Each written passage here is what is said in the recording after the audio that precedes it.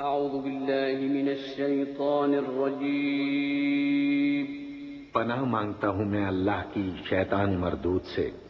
بسم اللہ الرحمن الرحیم۔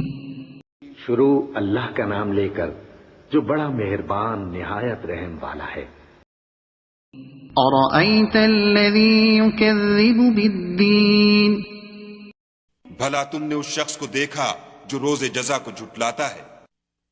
فذلک الذی یدع الیتیم، یہ وہی بدبخت ہے جو یتیم کو دھکے دیتا ہے، ولا یحض علی طعام المسکین، اور فقیر کو کھانا کھلانے کے لیے لوگوں کو ترغیب نہیں دیتا۔